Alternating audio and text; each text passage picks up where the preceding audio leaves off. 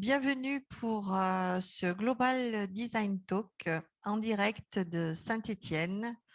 Je suis Isabelle Verriac, je dirige l'Internationale et l'innovation à la Cité du Design et nous organisons depuis le début de la semaine ce que l'on appelle la semaine pour les professionnels afin de montrer, d'aider les professionnels, entreprises, collectivités, designers à travailler ensemble autour de nos expositions de la Biennale internationale du design. Cette Biennale internationale du design qui a pour thématique cette année les bifurcations nous a aussi inspiré pour répondre à cette journée à l'appel du New European Bauhaus Festival qui se déroule pour la première année entre le 9 et le 12 juin avec des événements à Bruxelles et des événements labellisés comme du coup la Biennale internationale de Saint-Étienne et ce Global Design Talk que nous avons le plaisir d'organiser en collaboration avec le BEDA, the Bureau of European Design Association, que j'ai le plaisir de présider pour la deuxième année, pour lequel la Cité du Design est membre, mais aussi Designer Plus, le collectif de designers qui est juste à côté de chez nous et qui est dans la salle. Je remercie d'être présent. L'AFD, qui est aussi membre du BEDA, l'Alliance France Design, avec Sylvia Doré, qui va aussi participer à cette discussion. Et donc, du coup, le New European Bauhaus, en quelques mots, pour si vous ne le saviez pas, cette initiative qui a été lancée par la présidente Ursula von der Leyen fin 2019 pour inciter tout un chacun à travailler ensemble pour un monde meilleur qui va répondre au Green Deal, au Pacte vert, et répondre en particulier à 3 axes de durable, esthétique et inclusif. En écho à la Biennale internationale du design de Saint-Étienne, sur les bifurcations, nous avons choisi l'inclusion pour cette discussion que nous allons mener tous ensemble aujourd'hui, à la fois en physique à Saint-Étienne et en ligne. Et je salue nos commissaires de l'exposition de la Biennale at Home qui sont avec nous et surtout aussi Päivi Takokallio qui est l'ancienne présidente que j'ai eu le plaisir de remplacer du BEDA, the Bureau of European Design Association. Donc, dans cette discussion que nous allons mener tous ensemble en écho avec les bifurcations, comment le design peut aider à bifurquer, comment ceci peut nourrir cette merveilleuse initiative partie de la Commission européenne. Donc, ce matin, les discussions se faisaient à Barcelone, dans le cadre de la Barcelona Design Week, qui est aussi membre du BEDA. Ce début d'après-midi, nous atterrissons à Saint-Étienne. Et tout à l'heure, la discussion va continuer à Bruxelles avec d'autres collègues, la Dutch Design Week, Dutch Design Foundation, qui organise à Bruxelles un événement similaire. Donc, pour débuter et présenter tous nos intervenants, je vais d'abord donner la parole à Päivi Takokallio, qui a donc son agence de design, qui est une designer, entrepreneur, qui a dirigé de main de maître la présidence du BEDA pendant 2 ans, juste avant moi, et qui a eu ce privilège, et c'est grâce à elle que se sont tissés ces liens entre le New European Bauhaus et le BEDA. I let you the floor in order to introduce what is the story between BEDA and New European Bauhaus. Thank you, Isabelle. It's a great pleasure to be with you who are online, speakers and audience, and everyone who is there on site in Saint-Étienne. Thank you, Isabelle, for the introductions, and maybe I will say a couple of words on the discussion series we are doing, Global Design Talks. First, Global Design Talks is an initiative of the Arctic Design Week in the very high north of Europe, in the Finnish Lapland. The ambition for the Global Design Talks is very much related to the huge challenges we are all dealing with in the world at the moment, and climate change and mitigating climate change obviously is one of the biggest, if not the biggest challenge. We wanted to create a discussion series where design professionals, designers, creative professionals would meet with experts from other fields as well. As Isabel already mentioned, the ambition behind the new European Bauhaus initiative is the same, to encourage a dialogue between disciplines. And behind that is, of course, the reality that with our systemic challenges like climate change, no one alone can find solutions. So these discussions, global design talks, are there to help all of us take steps forward, not only in discussing, but also in finding solutions to the pressing challenges we have, and with the recognition that we really need a conversation, a dialogue between disciplines. Now, the first set of dialogues, global design talks, have taken place this spring and this summer. We started in Arctic Design Week in March. We continued in Munich Creative Business Week in Munich in May. And now today, we already had a dialogue in Barcelona Design Week, and now we are having the one in Saint-Etienne. There will be another one in Brussels. And we also decided to start discussing the themes related to climate change mitigation through the new European Bauhaus initiative, because in nature it is already cross-disciplinary, and the 4 axis themes that were an outcome of a co-design process, 6-month co-design process with all Europeans about a year ago, they are meaningful to citizens in Europe. And we have tackled each of these 4 axis themes through the global design talks. And now with this talk, we will discuss the 4th of the axis themes, prioritizing places and people that need it the most, and how can design help add value also to the responsible performance of businesses in this context. Of course, other organizations included as well. A lot of design activities and actions happens in the public sector. So this is the theme for today. And as Isabel already said, this is all about inclusion and our different interpretations and meanings we give to inclusion. I'm also grateful to BEDA, Bureau of European Design Associations, for doing this in collaboration with us, besides the Biennale, Design Biennale in Saint-Etienne and Barcelona Design Week, and the Munich Week, and the week in the north as well. These things rarely happen without collaboration. So thank you to everyone who has participated so far. Now we have a bit more than an hour, 90 minutes altogether, some minutes already spent, and I'm happy that I see all the invited experts here, either on site or online already. We will go through the discussion with three primary questions, tentative questions we have thought about beforehand. And it will be very much according to what our invited experts bring in the discussion that will, in the end, direct where the discussion leads to. Now, the first question will be an introductory round as well.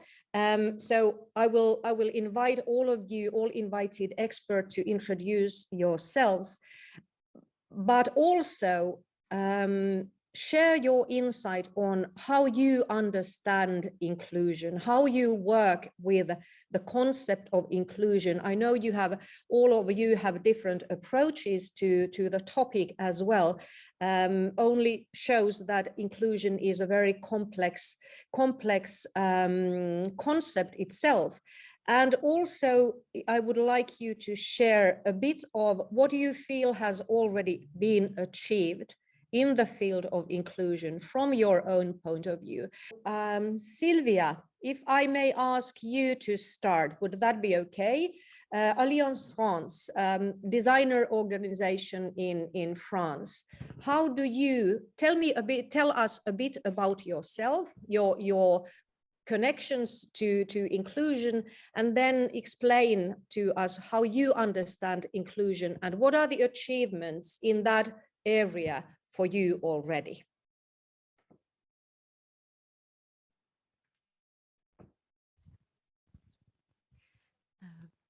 Bonjour à toutes et à tous. Tout d'abord, je voudrais remercier la Cité du Design, le BEDA, pour l'invitation à cette discussion et remercier les personnes aussi qui nous aident dans la traduction. Et merci Pavi pour cette introduction. Je vais du coup brièvement me présenter mon parcours au travers cette notion d'inclusion que je vous proposerai de re-questionner au travers d'autres notions qui me semblent peut-être en tout cas plus en accord avec ma pratique. Et ensuite, je vous parlerai un peu de comment à l'Alliance France Design, donc le syndicat professionnel national de design pluridisciplinaire que je préside depuis novembre de l'année dernière, traite cette question et avec quels outils. Donc pour commencer, donc j'ai un parcours déjà scolaire pluridisciplinaire puisque je viens du design produit, donc des questions liées au corps, à l'objet, et ensuite de design pour l'architecture, donc la confrontation aux espaces et au contexte. Et je me suis intéressée au final à l'information, aux signes graphiques et comment du coup voilà, on pouvait habiter, se déplacer et comment le signe graphique pouvait du coup nous informer. Donc déjà, j'ai ces trois formes de design pluridisciplinaire dans mon parcours. Je suis également italienne, donc j'ai un parcours aussi entre l'Italie et la France. Donc voilà, cette double culture aussi, c'est quelque chose que je porte, avec laquelle aussi je travaille. Et je dirais que, en ce qui me concerne, j'ai un travail collaboratif. Donc, par exemple, plutôt que la notion d'inclusion, qui pour moi, du coup, demande aussi de traiter celle d'exclusion, puisque si on est inclus, on est aussi exclu. Moi, je préfère parler peut-être, ou du moins, je propose ensuite d'interroger la question de la cohabitation, puisque dans la cohabitation, on a des points de vue divergents et on doit cohabiter justement pour porter des actions ensemble. Donc, je co-dirige une agence de design graphique avec mon associé qui est typographe. Donc, il y a vraiment ce travail de collaboration de design graphique. Et également, en parallèle, je collabore avec des designers en questionnant l'espace public et les questions territoriales, comme Rudy Burr ou Eddie Terky, sur des formes de collectifs plus temporelles. Et je trouve que c'est vraiment quelque chose qu'il faudrait interroger, ces formes de collectifs qui se créent par le projet. Dans le contexte, puisque si on parle d'inclusion encore, il faut parler du terme du contexte. Il n'y a pas d'inclusion sans contexte. Et qu'est-ce que cela signifie?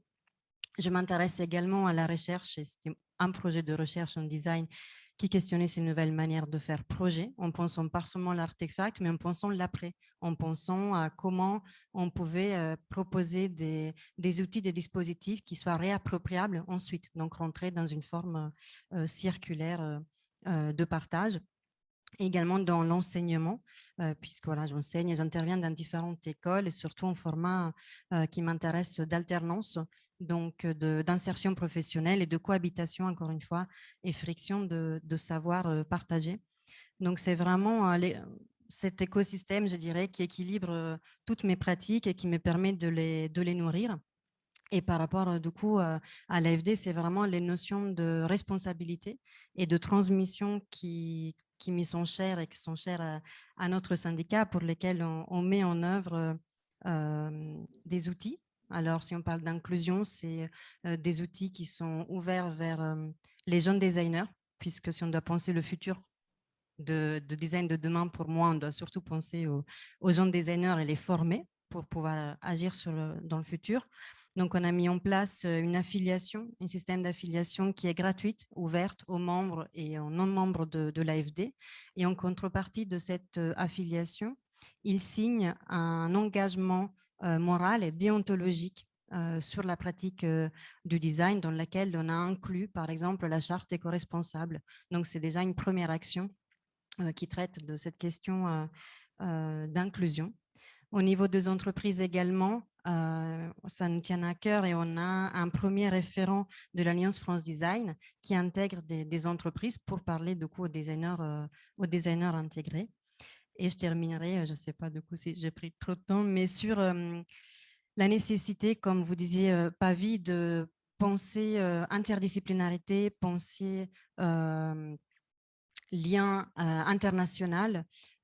Et du coup, j'ai initié l'année dernière un format d'exposition et de rencontres pluridisciplinaires qui est en vrai un outil contextuel qu'on va déplacer, qui s'appelle le point commun, où en fait, on voulait vraiment créer du lien par le design au travers différentes thématiques et mettre en œuvre, au travers d'un dispositif aussi d'action de design concret, des chercheurs, des directeurs d'école, des étudiants, mais aussi, pour ne pas rester dans notre soit, des représentants de pouvoirs publics, des ministères de la culture et de l'enseignement supérieur. Et je pense que ça, c'est vraiment un outil inclusif qu'il faudrait de plus en plus mettre en place, de créer voilà, ces situations et ces conditions de partage. Voilà pour ce qui me concerne. Je suis ravie d'être avec vous et échanger. Voilà. Thank you very much, Sylvia.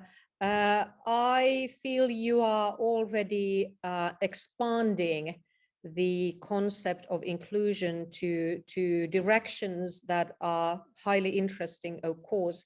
In the new European Bauhaus initiative, the understanding of inclusion as one of the 4 important themes really, as I already mentioned in the beginning, really moves about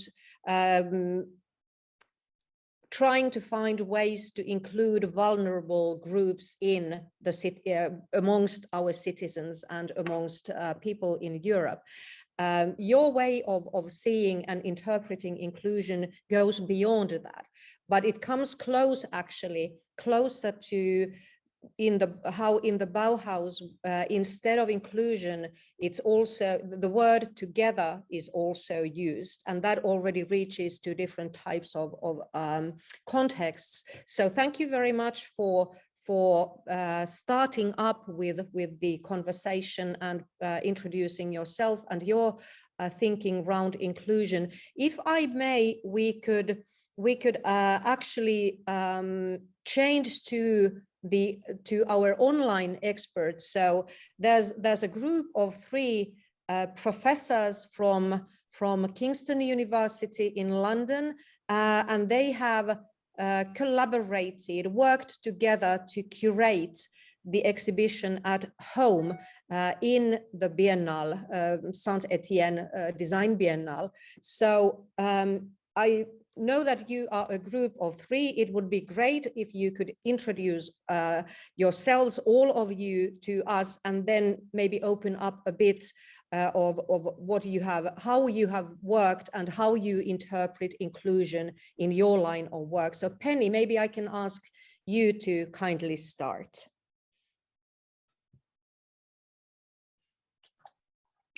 Hi, yes, thank you very much indeed. We'll all speak individually.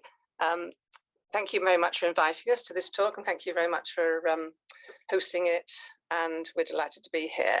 I'm Penny Spark. I'm a historian of design, mostly 19th, 20th century, and I direct the Modern Interiors Research Centre at Kingston University. So that's my particular role. In terms of my own understanding of inclusion and work that I've undertaken in the field, I suppose that the key one for me has been gender, and I've worked on several texts that discuss the relationship of gender to design. A book published way back in 1995 was called As Long as It's Pink, The Sexual Politics of Taste. So that's a long time ago, but I continue working on that. But perhaps the most important thing for us today is the fact that I'm a co-curator, as you mentioned, of the exhibition at home, which is part of the Design Biennale in Saint-Etienne. And the idea of inclusion is very important to that exhibition, and it's included in quite a wide variety of ways. We're all going to each say a little bit about how we think it's included. One of the themes that I worked on, and we shared the work between us on this exhibition, one of the themes that I contributed was working with nature. And I think that's a very, very important aspect of inclusion, because we think of social inclusion. Gender obviously is linked to social inclusion, but we can go further than this and say actually that human beings perhaps need to include nature in their thinking, in their plans, and in their, certainly in the area of design. It's very, very important. And in the exhibition, there's a section, a big section called Wellbeing, that has a little section within it called which is about nature. I'm going to mention a couple of exhibits actually, and we'll put up links. We haven't got any images for you today, but we will put up links in case the audience would like to follow through. I'm just going to mention two designers have included, a German designer called Florian Wegenast, who's worked on a series of furniture items, and he's created spaces within those items, a stool, a bench, a table, where one can position a small pot of a plant in a pot. And the thinking there is that people in very small flats who don't have gardens, don't have balconies, they can still bring nature into their lives by including small pots and plants within these actual objects of furniture. And the other one I wanted to mention was a Dutch designer called Tim van der Weerd, and he's worked on a very interesting set of plant pots which actually look like plants themselves. They have very long tendrils coming from them. And he was interested in the fact that when we bring nature inside, we usually bring it in very boring plant pots, whereas he wanted to show that the pot can be an integral part of the image and the look of the plant and its the container. So they're just two examples. So nature as being part of the world of inclusion is key to the exhibition. And just to mention briefly, in another section that we've entitled Health and Happiness, we've given some thought to disability in the home specifically.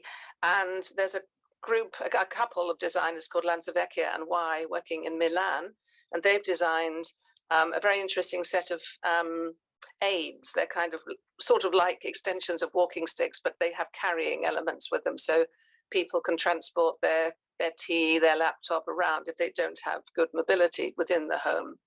And the design feature about these objects is that they don't look medical. They don't look as if they've been brought from the hospital. They look as if they're domestic and comfortable and fit within the home. So those are just a few examples of some of the exhibits to show that we're thinking about inclusion on quite a number of levels. So I'll pass over to my colleagues. Thank you, Penny. Catherine, maybe you can continue. Of course, thank you. And thank you for the invitation to take part today. It's nice to be here virtually. So like Penny, I'm a design historian, and in terms of inclusion, I've long been interested in subjects that have been marginalized in some way in design history. That includes the concern with gender, but also in particular with histories and theories of craft. And I think in particular growing understanding at the moment of how Indigenous craft cultures can help us kind of find solutions or alternative pathways in terms of the climate emergency in design. And then the other very different area is around club culture and nightclubs as spaces that have been perhaps overlooked or dismissed in histories of design and architecture, but are key as spaces for identity exploration, for example. And that does relate to the exhibition in terms of at home. And as Penny says, we were keen to be inclusive in the types of themes that we addressed in the exhibition, in the types of design. So we were quite keen that we had, say, kind of critical conceptual objects, but also objects that people might find in their homes as well. And then in terms of, I'm also going to mention a couple of objects that we looked at. So I in particular was concerned with two sections. One of them was around identities. And we were quite keen that we understood and we showed how design relates to identities is multifaceted. So our identities are mixtures of issues of gender, of sexuality, of race, of class, of generation, and all those things, you know, come together in an intersectional understanding. And we were quite keen on showing design objects that express that pluralism, but also on designers who are interested in opening up the language of design.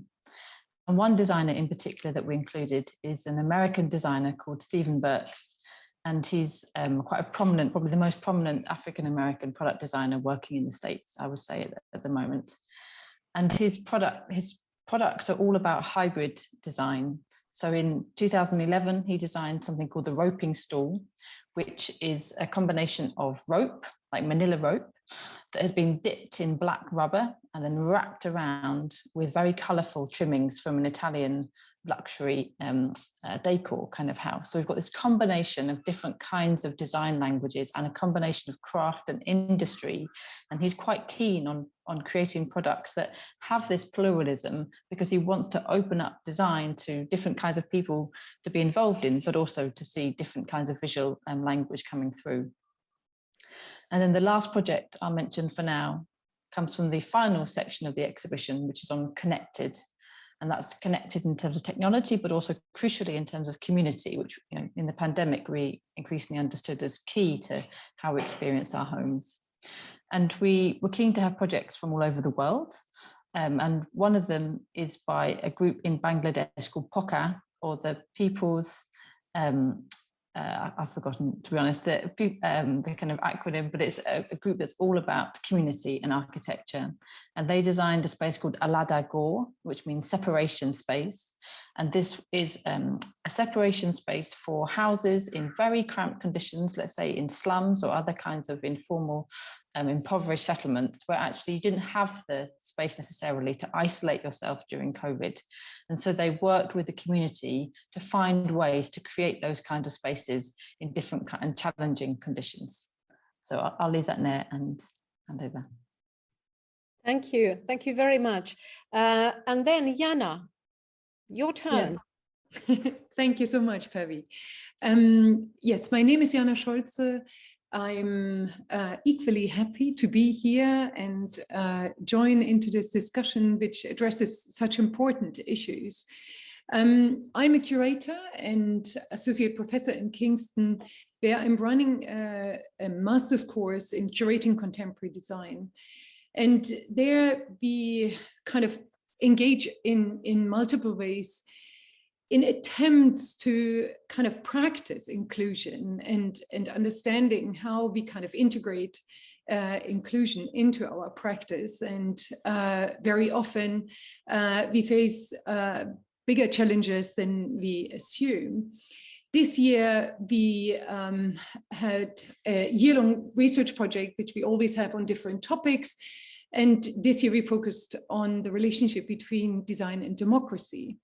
And we learned that no meaningful curatorial output is possible if we are not starting to apply democratic principles to our curatorial practice and the team that we work with and the institutions.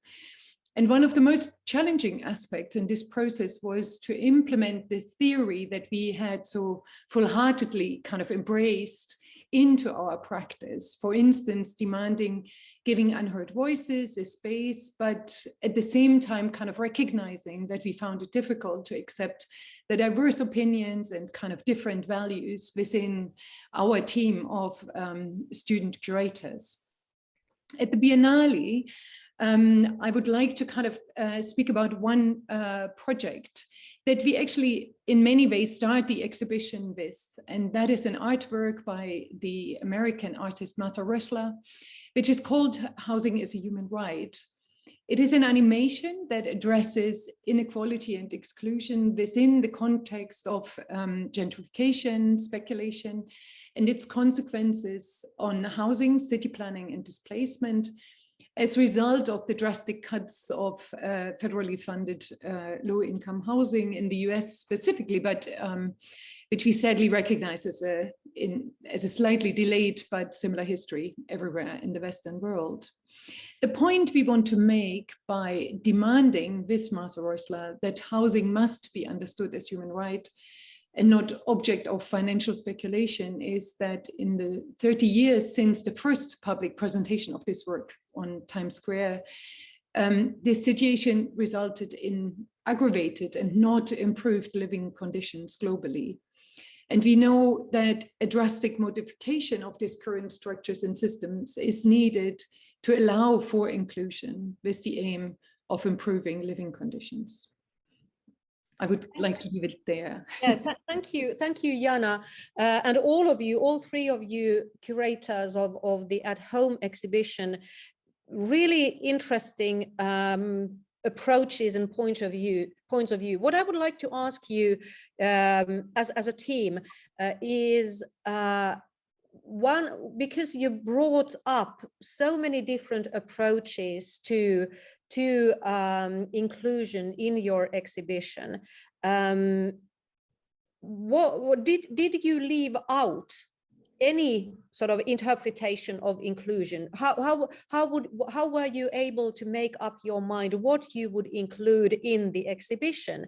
And do you feel that would you do it again in another time, in another place, perhaps, that you would want to look at a new aspect of inclusion? How has the curating work with the exhibition affected you or affected your understanding of inclusion? Anyone who would like to? Can I start, and then I'm sure others will follow. That's a very interesting question. I think it's fair to say inclusion wasn't at the forefront of our minds because we were looking at these 5 themes of utopia, shelter, well-being, identities, connected. They were our 5 themes. But I think inclusion was a sort of subliminal cross theme that went across it all.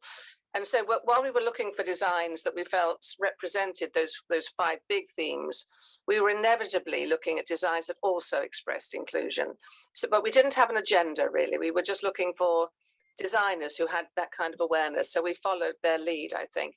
And I'm sure we can't have possibly completed the whole discussion around inclusion. It's a huge, vast area. So in a sense, there was a little bit of serendipity about it. It was really following those themes and finding which designers, and inclusion for us was a sine qua non. It was something that I think we all just believing deeply in. And so we were looking for designers who also had that. Is that fair to say, Jana or Kat? Yeah, if I can pick up from Penny, I mean, as Kat had mentioned, we really try to paint a picture of a global kind of approach to design and domesticity. And at the same time, we had an intention to curate an as much as possible sustainable exhibition. And of course, these two kind of intentions clashed quite drastically very often, because on the one side, it would mean that we include more designers and design work from, especially from areas around, not in the Western world and not in Europe. However, that would have been extremely expensive and always demanded transport. And so what is important for us probably in this discussion, that it's not just kind of conceptual considerations that inclusion kind of results in, but also that it kind of really affects our practice. And there are no simple solutions, but we are very kind of happy that we tried and learned from this to kind of change our practice accordingly.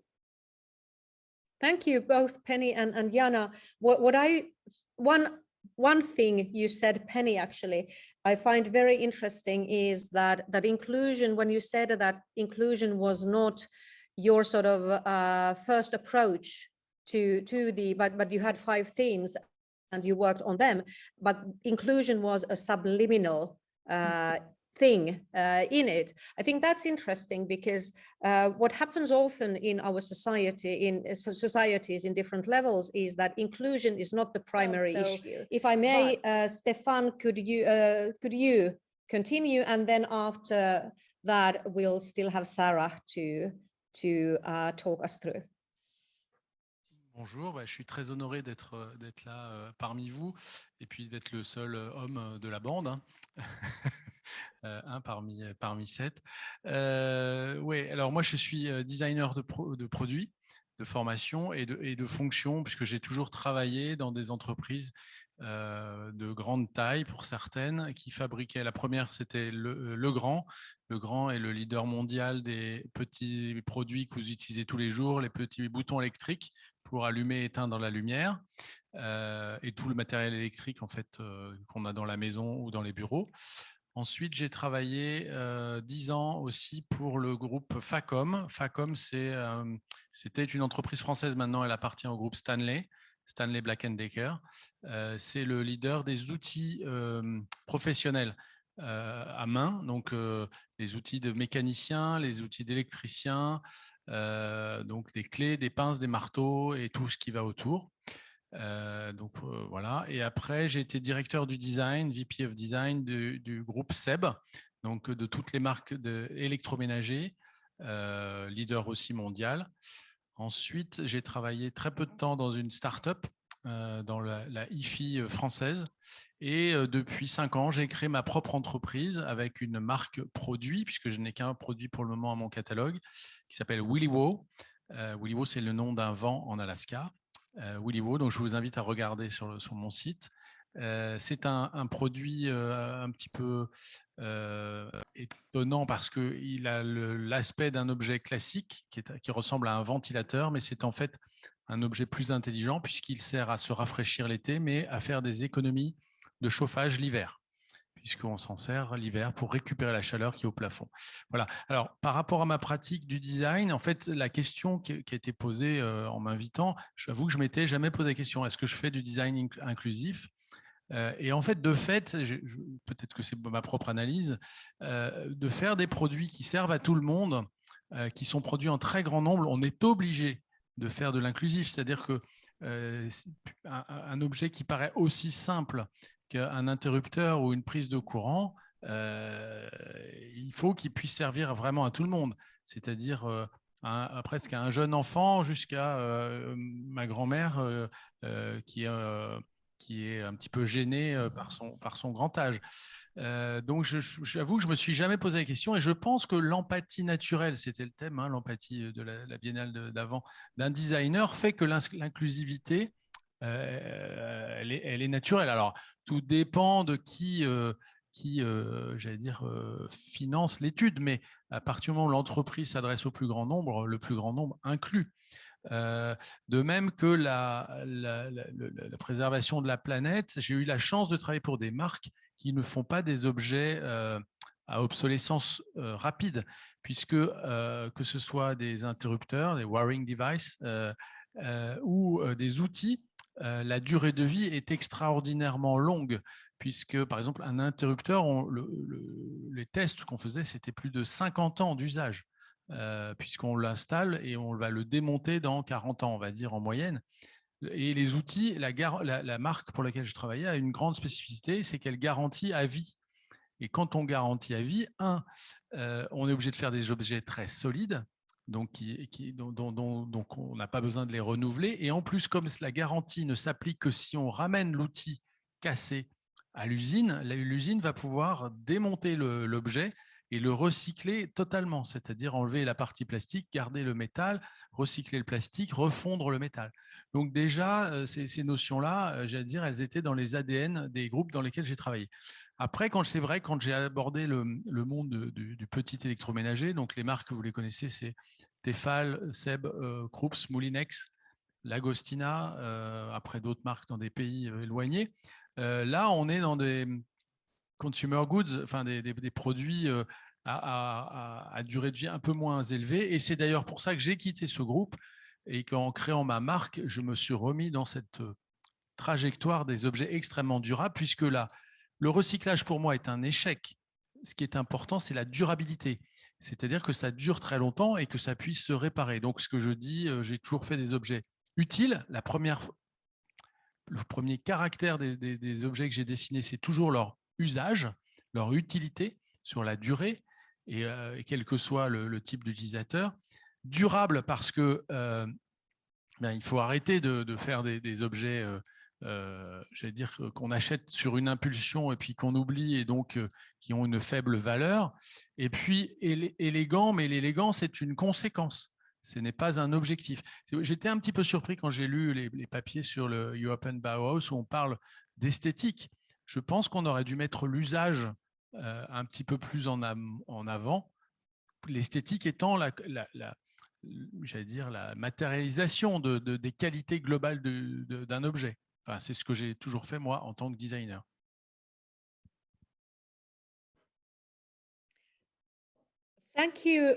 Thank you very much, Stefan. I think one thing you are bringing to the discussion, which is very important, and of course it's relevant in the context of the new European Bauhaus as well, is when you talk about inclusion and sustainability and the connection between them as well, and the long lifespan of products certainly is both a topic we can discuss under inclusion and obviously sustainability, or like some prefer to say regeneration. So thank you for the inputs you brought here.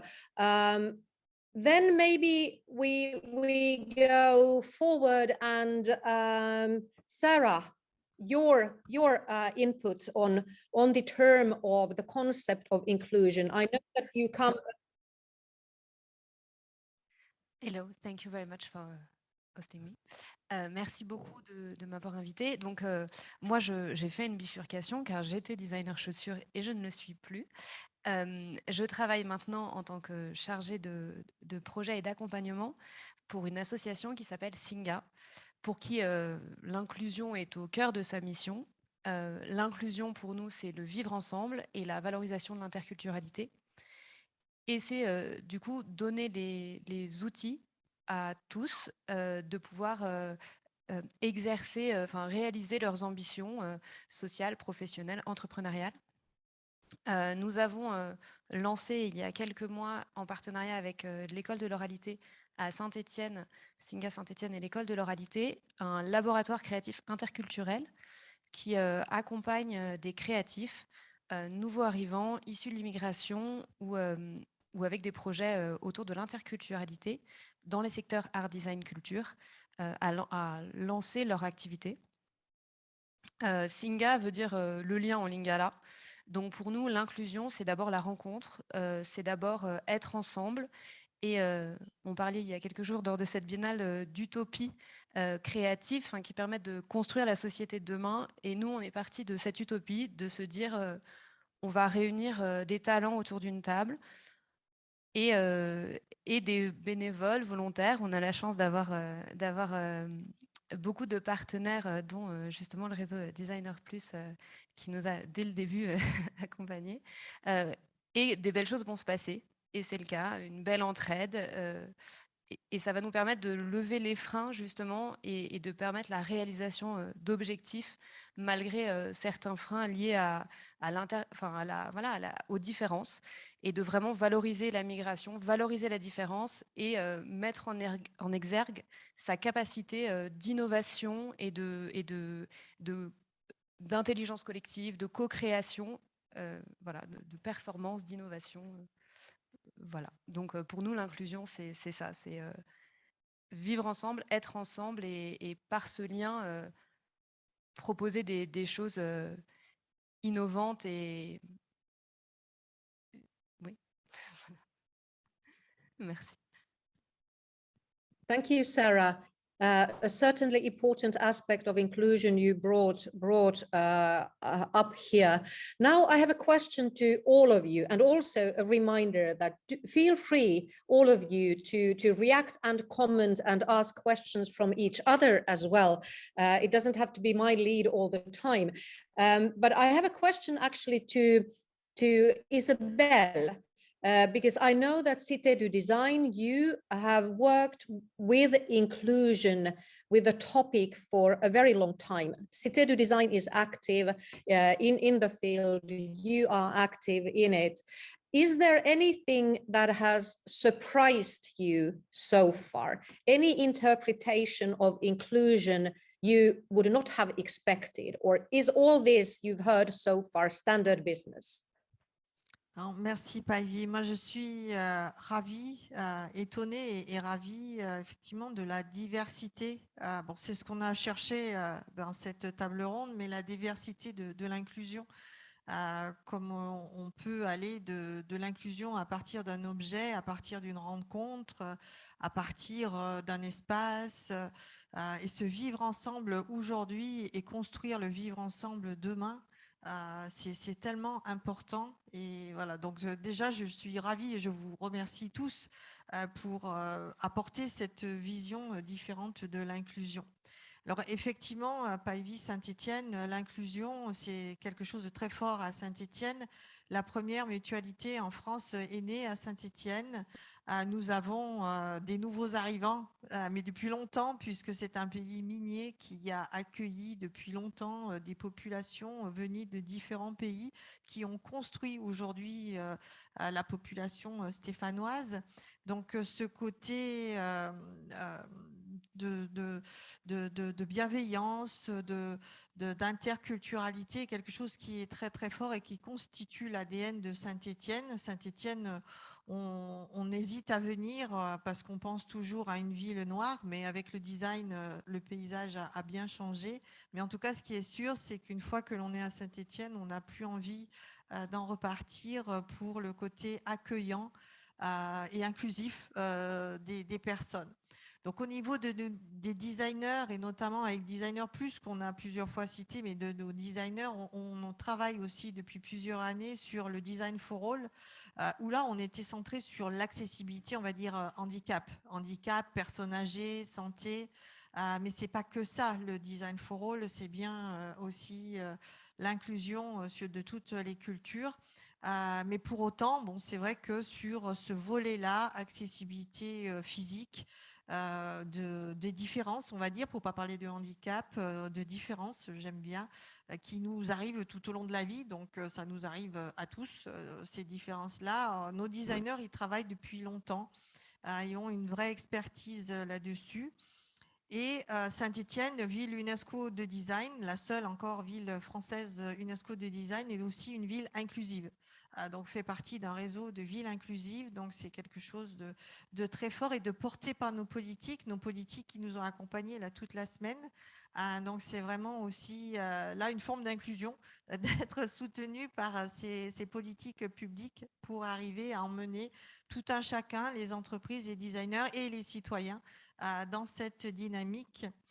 Et voilà, donc, et la dernière chose, puisqu'en France, on va avoir les Jeux Olympiques en 2024, aujourd'hui, le volet inclusif, on le travaille aussi sur ce volet design actif pour que tout un chacun ait la possibilité de faire un peu d'activité physique. Et là aussi, c'est une autre forme d'inclusion, inclusion dans les villes, inclusion au niveau des équipements sportifs, mais des équipements, des aménagements de la ville pour apporter à tout un chacun la possibilité de faire un peu d'activité dans le but d'être en meilleure forme physique et dans le but de bien vieillir, bien vivre.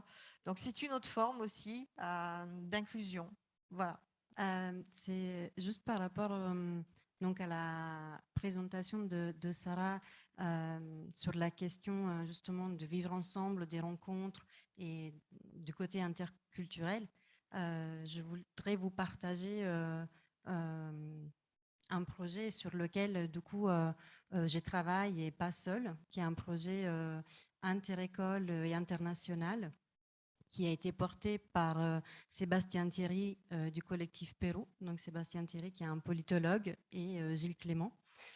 Et ce qui est intéressant dans ce projet qui traite de la notion d'hospitalité, donc est-ce qu'à un moment quand on parle d'inclusion, on peut parler aussi d'hospitalité. Et ce qui est intéressant, c'est qu'au travers l'art et le design, le projet qu'on mène a comme objectif de porter la notion d'inscrire la notion d'hospitalité au patrimoine mondial immatériel de l'UNESCO, justement, au travers d'un projet qui s'appelle le Navire Avenir, qui est un projet de construction d'un catamaran pour sauver les rescapés en Méditerranée.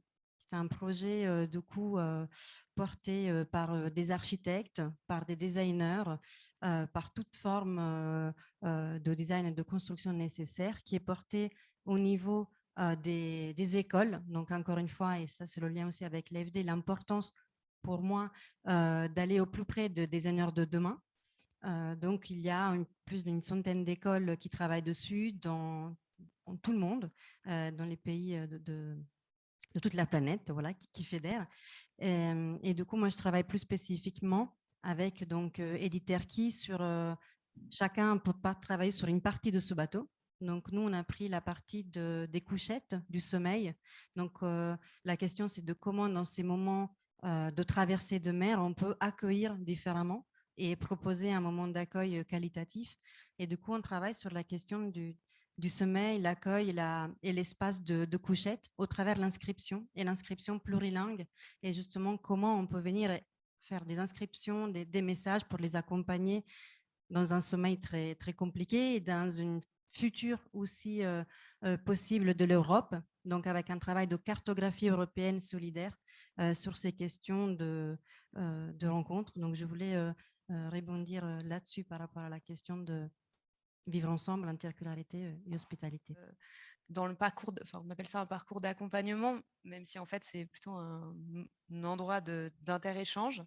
On s'est rendu compte en travaillant avec différents partenaires, dont une designer qui s'appelle Marine Bourlet, qui travaille sur de la modélisation, à quel point justement certains outils liés au design thinking et au design permettent de faciliter des prises en main d'outils, de méthodes, dans le cadre en tout cas entrepreneurial.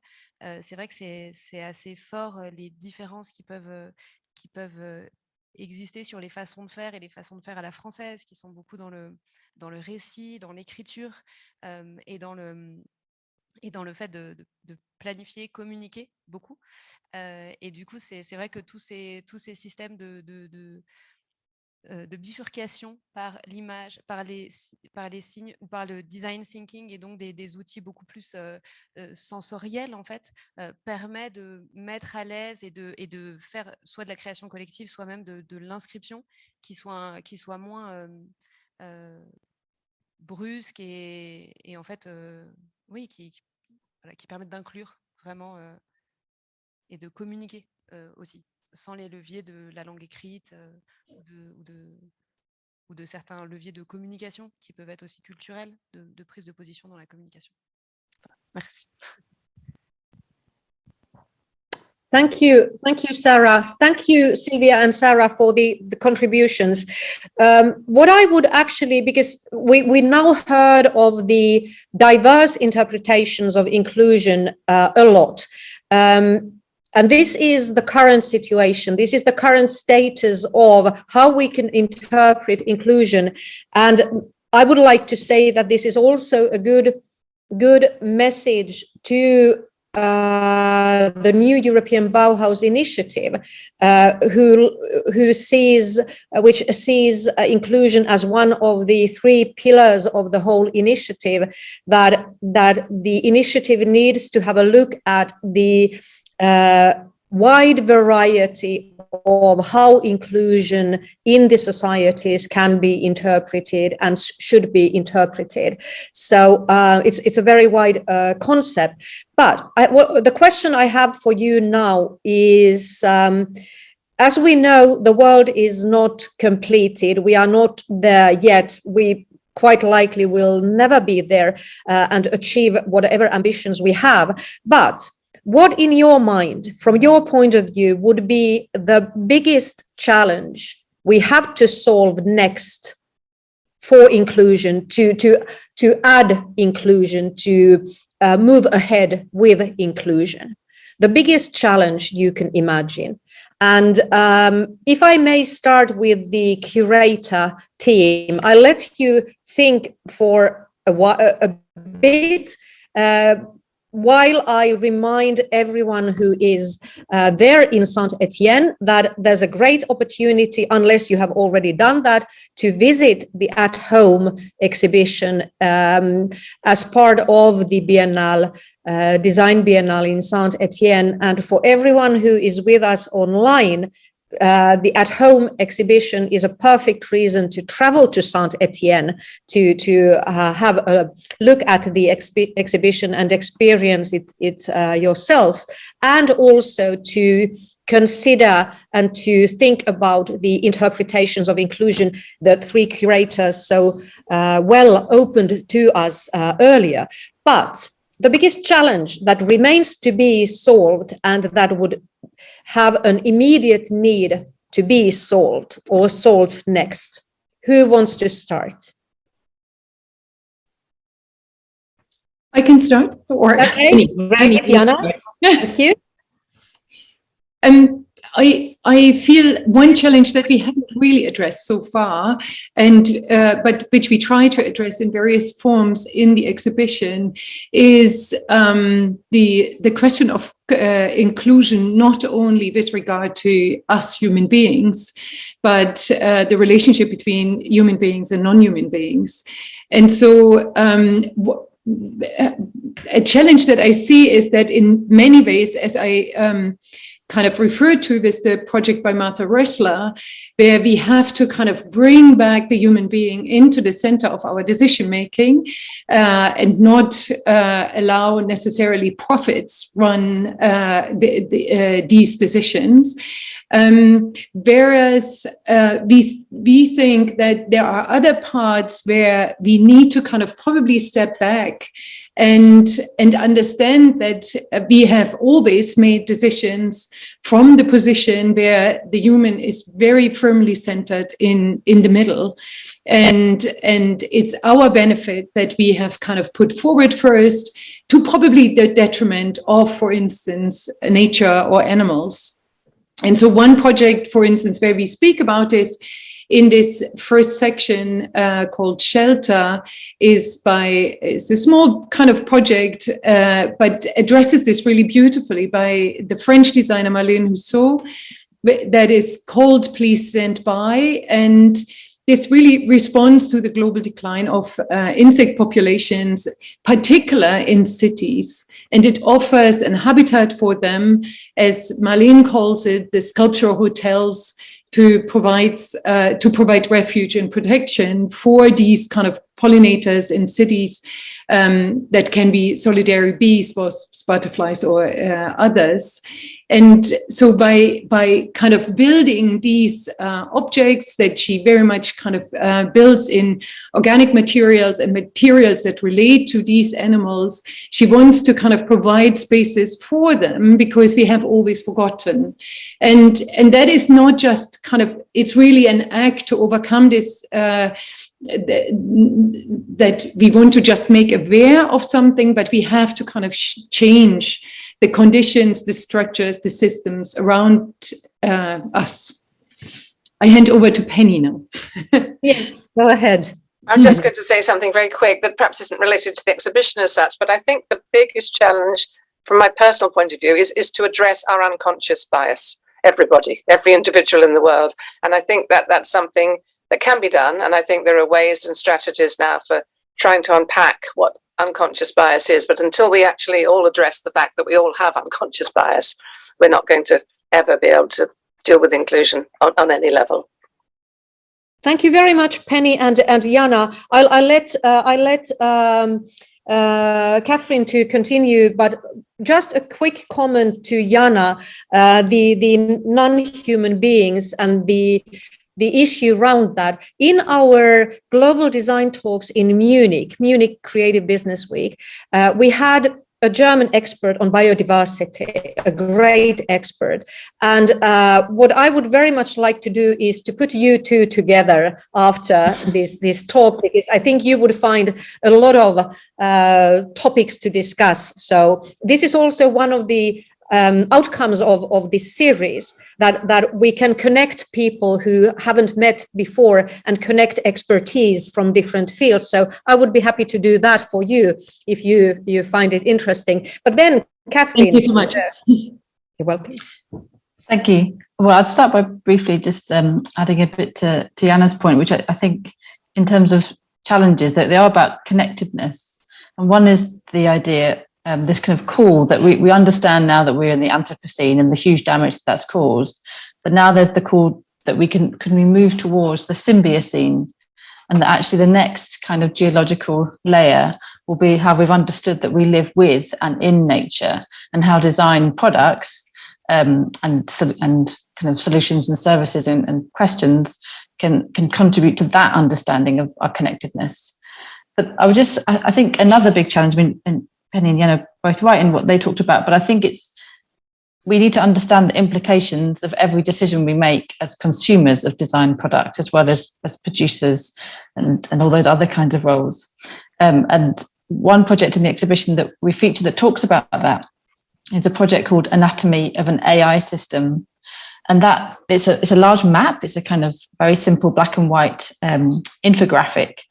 And it's focused on one particular product, the Amazon Echo, but it could be any electronic product, any phone, any device, anything that we have in our home.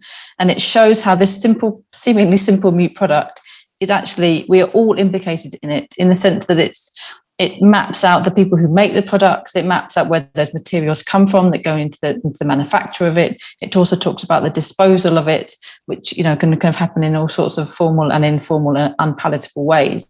So I think once we understand that whenever we make a decision to buy something, particularly something new, then it can have these ripples all over the world. Then I think that's a big challenge that we need to address. Thank you, Catherine, and fantastic points of view.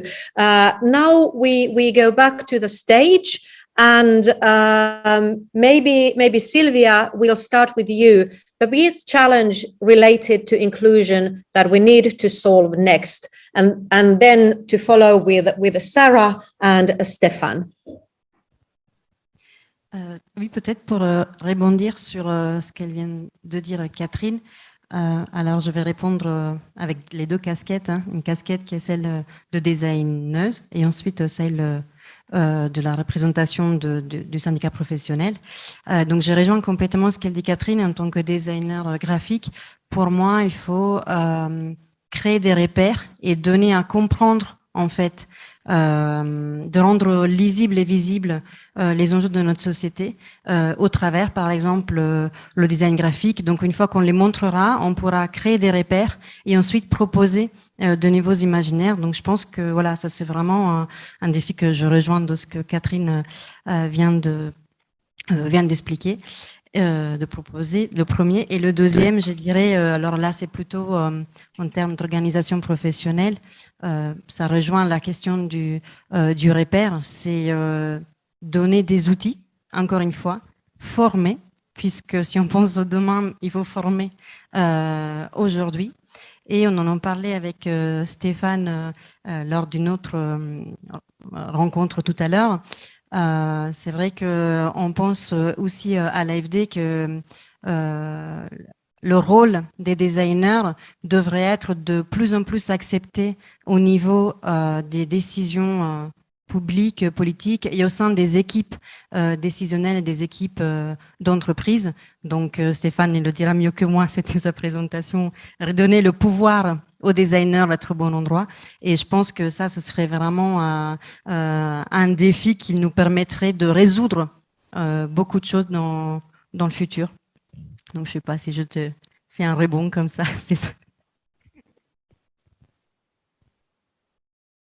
Go ahead. Donc j'attrape la balle au rebond.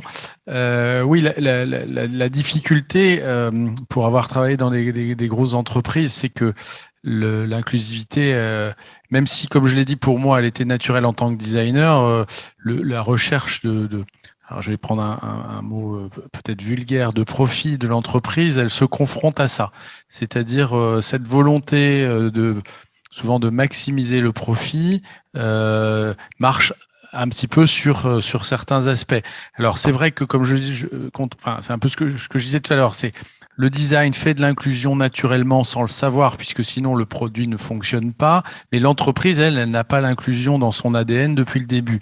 La présentation que j'ai faite ce matin était là-dessus sur redonner du pouvoir aux créatifs, aux hémisphères droits, c'était ma théorie, redonnera aussi du poids à l'empathie et donc à l'inclusion, de même que la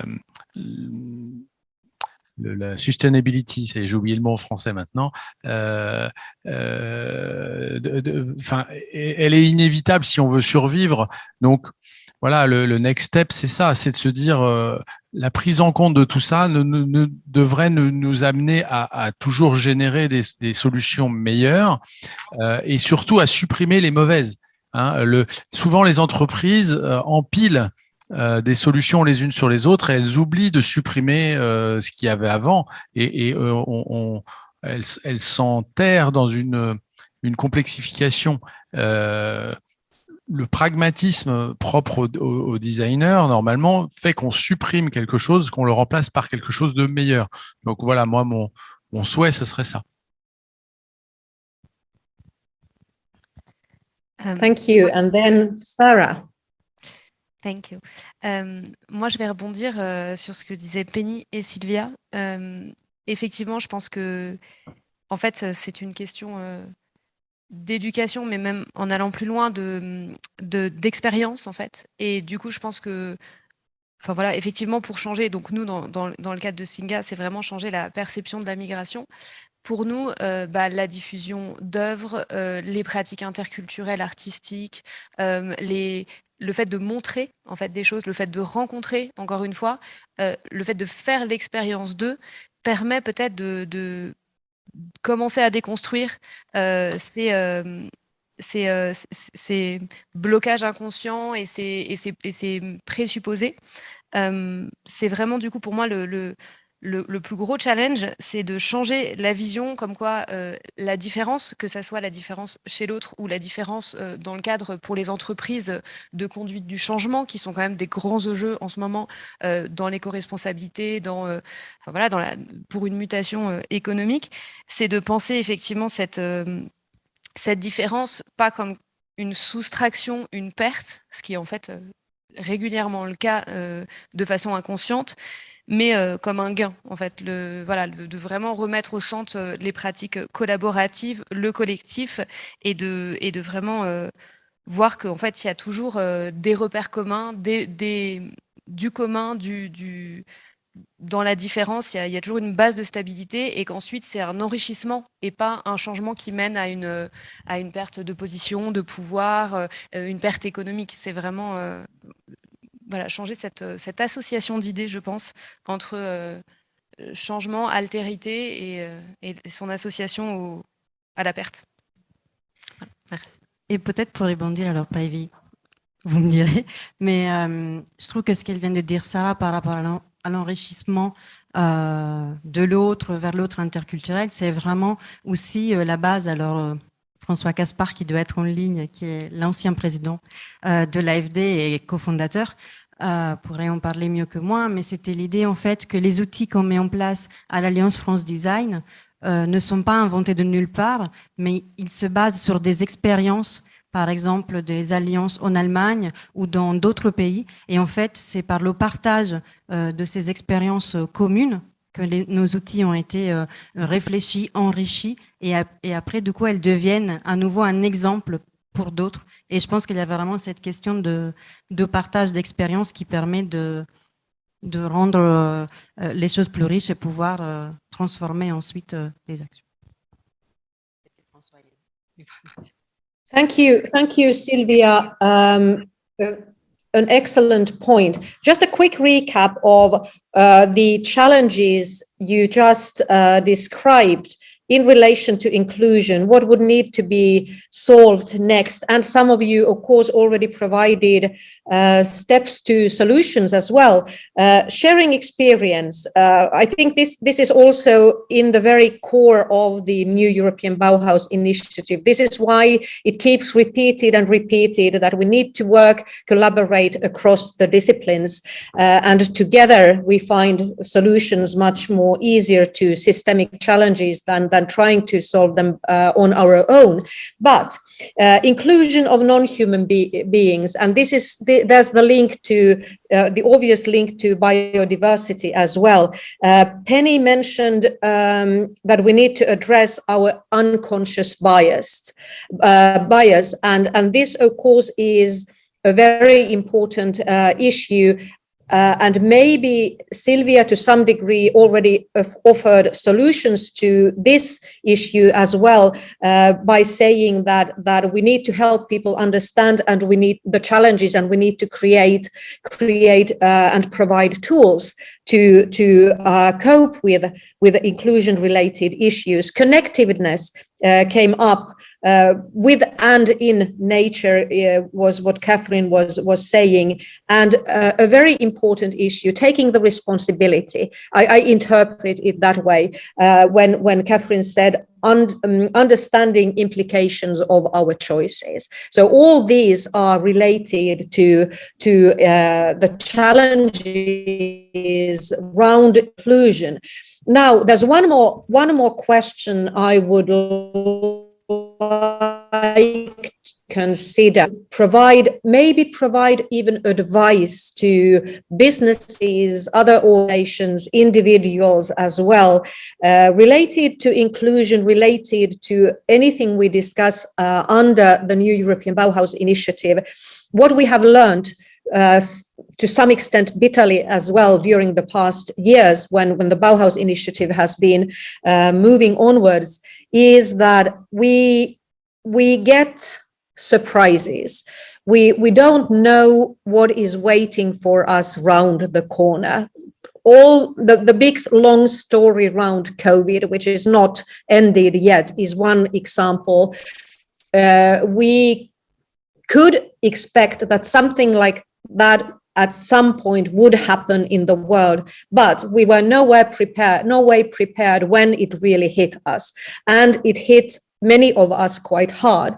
The more recent event of the war in Ukraine is another example of something we really couldn't prepare ourselves for, and which came to a surprise to, I would say, most of us.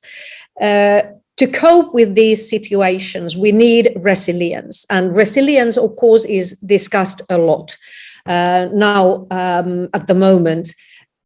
What I would like you all to say very quickly, what would be your advice on can we and how can we prepare ourselves? And when we can't prepare ourselves, how can we become more resilient, either organization level or individual level? Can we learn to be more resilient? And if, how? So, and this will be the final round with all of you great experts. And I will give the floor first to, let's start from the stage. Stefan. Can we learn resilience? What would be your advice? Oh, I'm only a designer. I'm not an expert in resilience. My experience is that in project, we are often subject to... sorry, I switch in French. Dans les projets, on est souvent soumis à des aléas et on contourne le problème. Mais là, des événements aussi important, aussi large, aussi improbable. Comme dans toutes les familles en Europe, on a été touché par les guerres mondiales et de voir revenir la guerre, c'était complètement incroyable. D'ailleurs, c'était un lieu commun de dire ça, mais on était tous incrédules de voir cette invasion. J'avoue que moi, en tant que designer, je suis stupéfait de voir ces choses-là arriver à nos portes et après l'histoire qu'on a vécue en Europe. Mais ce que je sais, c'est que la résilience humaine, globalement, elle contourne les problèmes de gré ou de force. Par contre, de là à donner un conseil, c'est hors de ma capacité. Je crois dans la capacité de l'humain à trouver des solutions, à contourner. Mais là, à mon petit niveau, je n'ai pas de conseils à donner. Thank you, Stéphane. Shall we move to Sarah?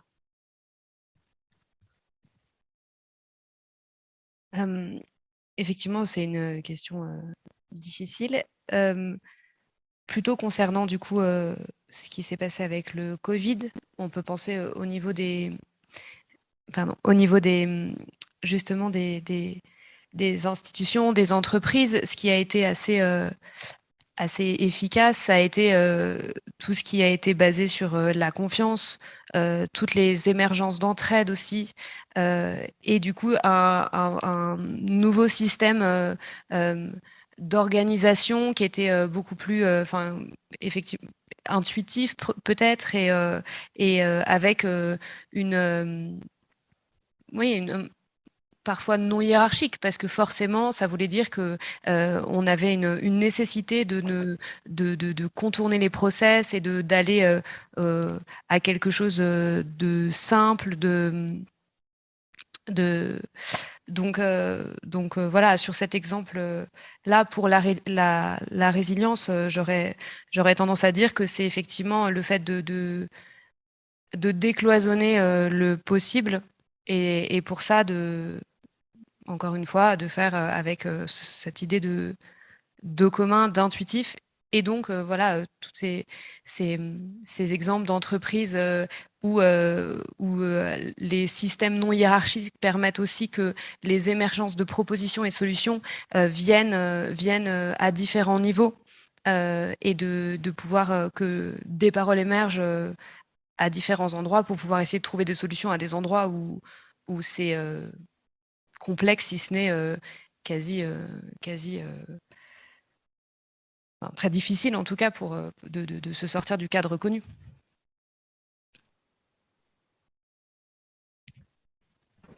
Thank you, Sarah. I think if I understood you correctly, I think what is quite interesting is that you could find a solution or support strategy if you can bring down the hierarchies within an organization. Did I understand you correctly? That you sort of allow in an organization, whether it's a business or other type of organization, you allow input, you allow insight, not only from the hierarchical point of view, but from almost anyone in the organization. Did I get you at all correctly?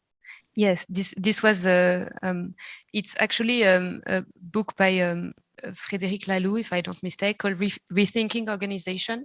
And c'est un livre qui s'appelle Repenser les organisations. Il me semble que c'est Frédéric Laloux, j'espère que je n'écorche pas son nom. Et c'était assez intéressant d'observer des entreprises où en fait les propositions et les solutions pouvaient émerger effectivement à tout niveau. Et ce n'est pas la première fois qu'on parle du fait que pour pouvoir aller vers de l'innovation, il faut de la différence. Les équipes mixtes, que ce soit au niveau genre ou au niveau interculturel, ont des performances supérieures aux équipes qui sont non mixées. De même, des personnes, quand on fait venir une personne parfois non experte, qui du coup peut avoir une approche transposée peut-être d'un autre secteur d'activité, ou une approche parfois naïve, mais qui permet de re-questionner certaines décisions, comme disait Stéphane, qui peut-être sont juste des prises de position historiques sur lesquelles on a continué à travailler sans les remettre en question quand elles n'avaient plus lieu d'être. Je pense que du coup, des espaces de parfaite... bon, après, il y a toujours des organisations quand même, hein, mais en tout cas, des endroits de non-hiérarchie permet peut-être de faire plus facilement émerger des formes de créativité, de solutions, de prise de parole.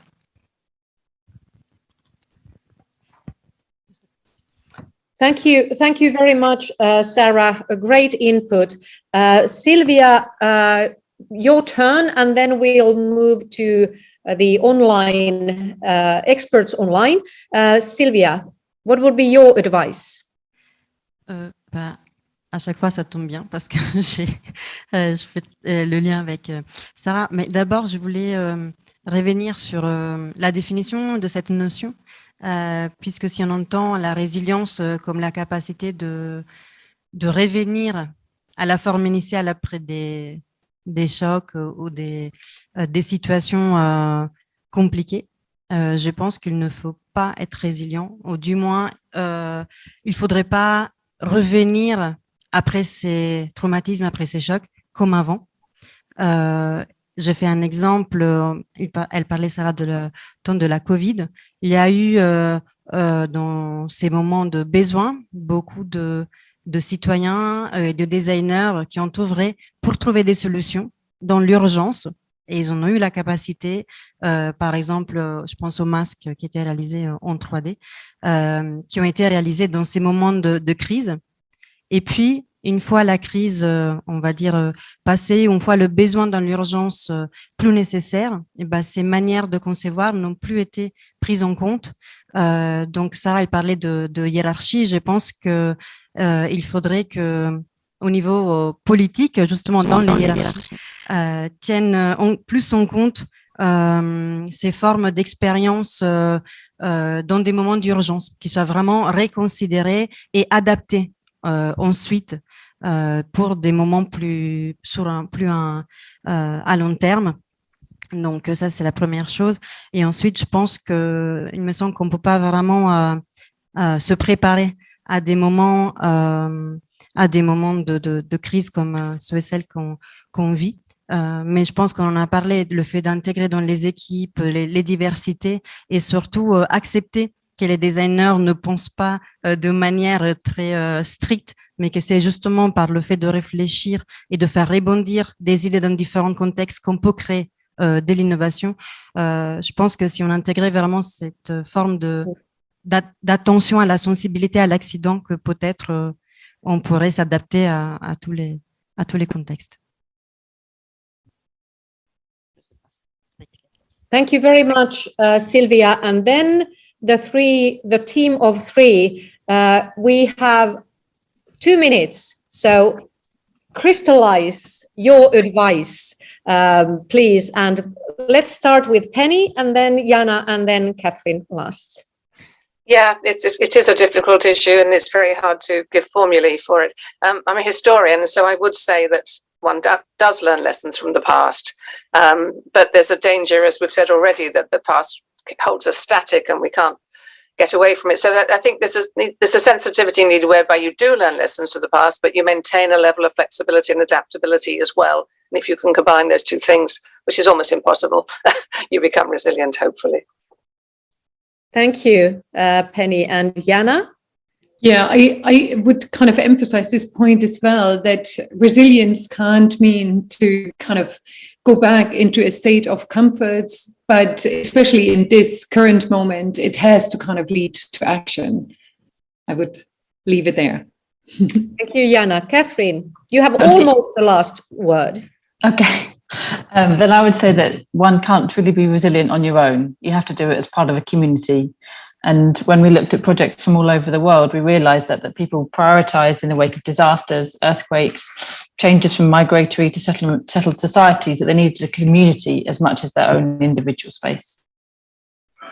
Thank you, Catherine. This was actually a very, very good way to conclude what we have been speaking about today in the context of inclusion, that we need to do it. We need to do almost anything together. So thank you for that. Thank you to all of you for your great insight and contribution.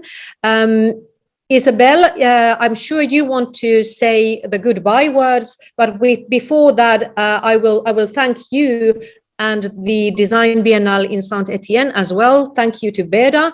Thank you to all of you making these global design talks possible.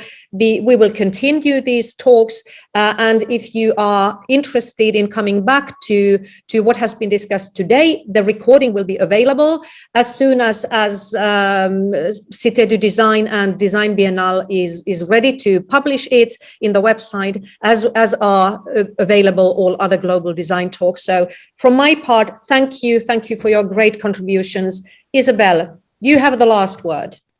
Thank you, Päivi, and thank you à tous nos experts pour votre contribution que bien sûr nous allons partager avec nos collaborateurs, avec tout un chacun sur les sites de la Biennale et du BEDA.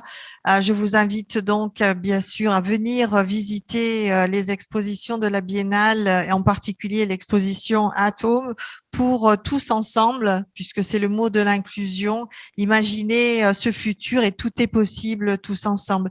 Mais nous allons devoir effectivement clôturer cette discussion pour la poursuivre avec nos amis à Bruxelles, puisque c'est un parcours que nous faisons aujourd'hui et tous ensemble pour contribuer, apporter des éléments, des réflexions à cette magnifique initiative du New European Bauhaus. Encore merci et à très bientôt pour continuer la conversation. Merci.